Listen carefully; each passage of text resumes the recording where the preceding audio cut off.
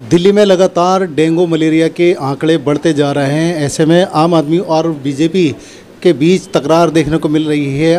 BJP से opposition leader राजा इकबाल सिंह ने जो आरोप लगाया आम आदमी पार्टी पर कि आम आदमी पार्टी दिल्ली में कचरा फैलाती है और उसके बाद उसकी सफाई कर कर खुद ही प्रचार करती नज़र आती है। इस पर आम आदमी पार्टी लीडरान का क्या कहना है, जानने के लिए इस वक्त हमारे साथ आम आदमी पार्टी से पूर्व विपक्ष नेता राकेश कुमार मौजूद हैं, जिनसे हम जानेंगे आखिर ये पूरा मसला क्या है और दिल्ली में जिस तरह डेंगू मलेरिया का प्रकोप बढ़ता जा रहा है इस पर क्या रोकथाम के इंतजाम किए जा रहे हैं। राकेश जी, जिस तरह आम आदमी पार्टी पर विपक्ष नेता राजा इकबाल सिंह ने इल्ज़ाम लगाया है कि आम आदमी पार्टी दिल्ली में खुद ही कचरा फैलाती है और खुद ही उसकी सफाई कर कर स्वच्छता के प्रचार करती नज़र आती है, इस पर क्या कहना है?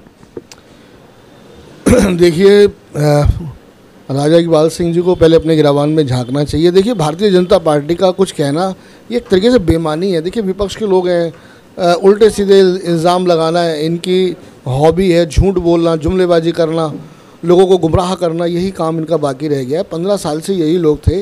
दिल्ली में कूड़ा था। दिल्ली में जो भारतीय जनता पार्टी का जो अचीवमेंट है, जो सबसे बड़ी देन है दिल्ली को, वो दिल्ली के 3 कूड़े के पहाड़ हैं जो कि दिल्ली की गंदगी को बयान करते हैं। लेकिन आम आदमी पार्टी ने संकल्प लिया है कि दिल्ली को साफ़ करेंगे, दिल्ली को कूड़ा मुक्त करेंगे, दिल्ली को स्वच्छ बनाएंगे, दिल्ली को स्वस्थ बनाएंगे। ये आम आदमी पार्टी का लक्ष्य है, ये अरविंद केजरीवाल जी का लक्ष्य है और जो भी हो सकेगा इसके लिए हम भरसक प्रयास करते हैं। हम जो कहते हैं वो करते हैं। हमारे यहाँ झूठ नहीं चलता, जुमलेबाजी नहीं चलती। लेकिन राकेश जी, 3 कूड़े के पहाड़ों को लेकर आम आदमी पार्टी एमसीडी चुनाव में उतरी थी और 6 महीने में तीनों कूड़े के पहाड़ों को हटाने की बात की गई थी, लेकिन अब तक तीनों कूड़े के पहाड़ों पर काम शुरू नहीं हुआ है, इस पर क्या कहेंगे? नहीं, काम चल रहा है, कोई दिक्कत नहीं है उसमें। रोज़ाना की अगर आप आज भी अखबार में जो है हमें एक वो आया है, आंकड़ा आया है, उसको देखिए, काफ़ी कम हो गए हैं। अब एक दिन में तो हटेगा नहीं। कूड़े का पहाड़ है भाई, कोई वो कूड़ेदान का मामला नहीं है, कूड़े के पहाड़ों का मामला है। तो आप जल्द से जल्द थोड़ा आम आदमी पार्टी को भी समय दीजिए ना। आप भारतीय जनता पार्टी 15 साल राज करके गई है, तो उसकी गंदगी को साफ़ करने में वक्त लगेगा और मेरा दावा है कि हम बहुत जल्दी इस कूड़े के पहाड़ों को हटाएंगे। काम चल रहा है, हम लोग अपने लक्ष्य के करीब हैं और आगे बढ़ रहे हैं। उसके अंदर हम पीछे नहीं जा रहे हैं, नीचे घट रहा है। वो कूड़े के पहाड़ दिन पे दिन घट रहे हैं। आपको देखिएगा एक दिन हम लोग इसको और नीचे तक पहुंचाएंगे। जिस तरह डेंगू के लगातार मामले बढ़ते जा रहे हैं, डेंगू से हुई मौतों के आंकड़े बढ़ते जा रहे हैं, इस पर एमसीडी की क्या तैयारियाँ हैं? देखिए, एमसीडी बराबर अपना काम कर रही है। अगर कहीं सबसे ज़्यादा किसी क्षेत्र में काम हो रहा है तो वो डेंगू मलेरिया डिपार्टमेंट में हो रहा है। और क्योंकि अब की बार बारिश बेइंतहा हुई है, बारिश रुकने का नाम नहीं ले रही है, तो उसकी वजह से मच्छर ज़्यादा हैं, वायरल भी है, डेंगू की भी शिकायतें हैं। लेकिन ऐसा नहीं कि कंट्रोल से बाहर है। ये सीज़न के अंदर मैंने कहा बारिश ज़्यादा हुई है तो मच्छर ज़्यादा हैं, लेकिन ऐसा नहीं कि स्थिति विकराल है या ख़राब हो गई है जैसे इनके ज़माने में हुआ था। आप देखिए, भारतीय जनता पार्टी के ज़माने में एक बार डेंगू के, चिकनगुनिया के कितने डेथ हुई थी, 400-500 डेथ हुई थी। अगर आप आंकड़ा उठाएंगे भारतीय जनता पार्टी के राज का तो आपका इनका चिट्ठा खुल जाएगा।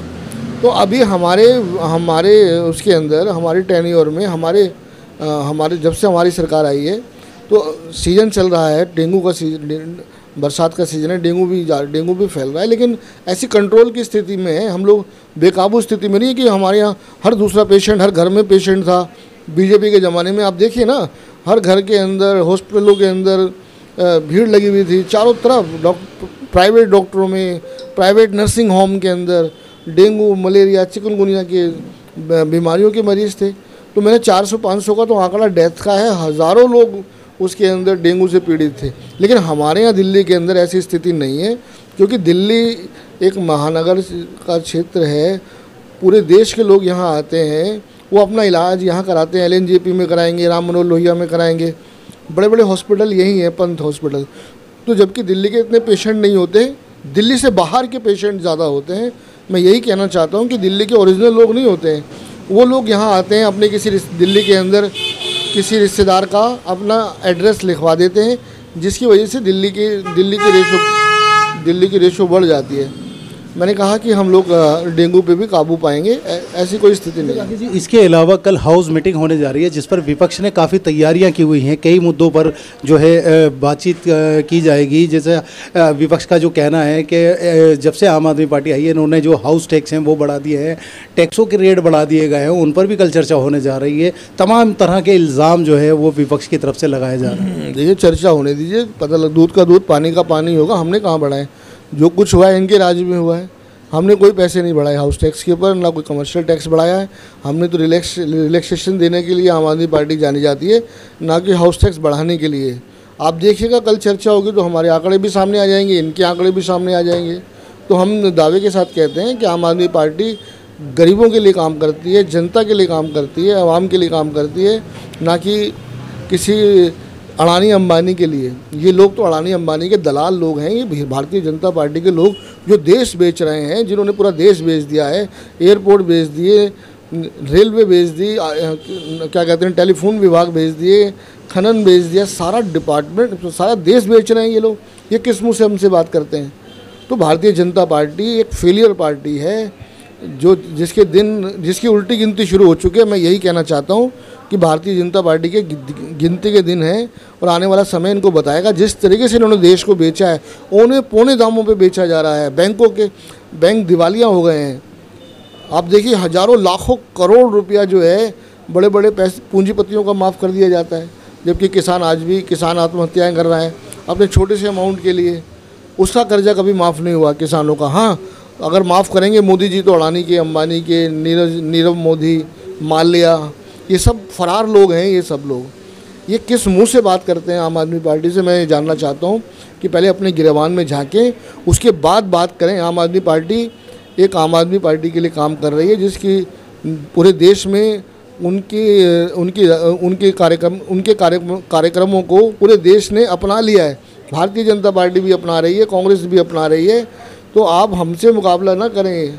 ये लोग मंदिर मस्जिद की राजनीति करने वाले लोग हैं, इनको उसी में मस्त रहने दीजिए। हिंदू मुसलमान के झगड़े कराना, अब देखिए ना संसद में क्या हुआ है।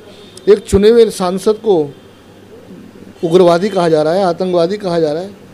मैं कहूँ तो इनसे बड़ा आतंकवादी हिंदुस्तान में कोई नहीं है। सबसे बड़े आतंकवादी आरएसएस के लोग हैं, जिन्होंने गांधी को मारा वो सबसे बड़े आतंकवादी हैं।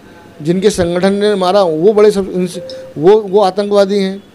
आज ये गोडसे के पुजारी आज हमें अगर रास्ता दिखाएंगे तो मुश्किल हो जाएगा ना। हम लोग गांधीवादी हैं, बाबा साहब भीमराव अम्बेडकर के पुजारी हैं। हम लोग हिंसा में विश्वास नहीं करते, हम मॉब लिंचिंग नहीं करते, हम सेकुलर लोग हैं। ये थे हमारे साथ राकेश कुमार एमसीडी के पूर्व विपक्ष नेता, जिन्होंने साफ तौर पे बीजेपी के लगाए इल्ज़ामों पर जवाब